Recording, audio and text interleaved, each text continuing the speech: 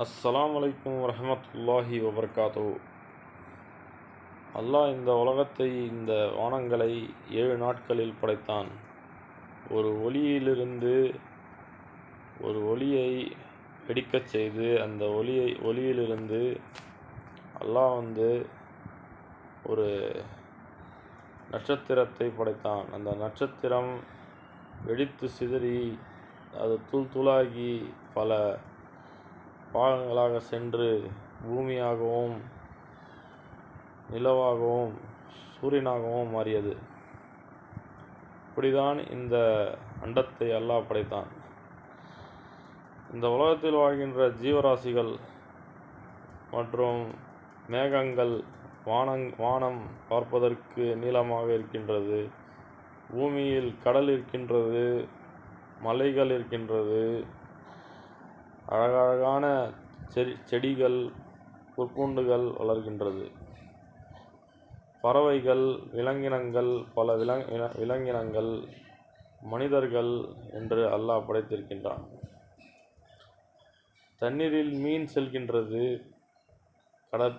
கடலில் மீன் நீந்துகிறது, பல கடல்வாழ் உயிரினங்கள் வாழ்கின்றன. இவைகளெல்லாம் அல்லாஹ் எப்படி ஒரு அழகாக படைத்திருக்கின்றான் என்பதை நாம் சிந்திக்க வேண்டும்.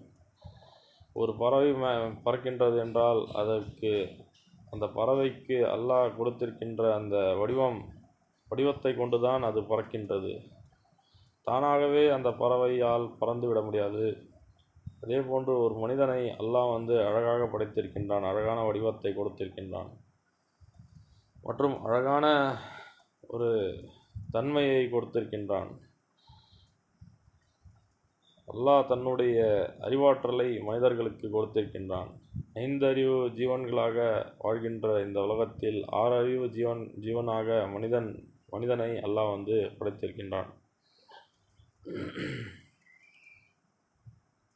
அனைத்து ஜீவராசிகளும் பிறந்தவுடன் அறிவாளியாகி விடுகின்றது. ஆனால் மனிதன் மட்டும் பிறந்தவுடன் அறிவாளி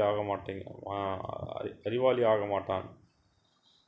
அவன் 2 வருடம் 3 வருடம் நாம் அவர்களை வளர்த்து அவர்களை வருவாளித்த பிறகுதான் அவர்கள் அறிவுடையவர்களாக மாறுவார்கள்.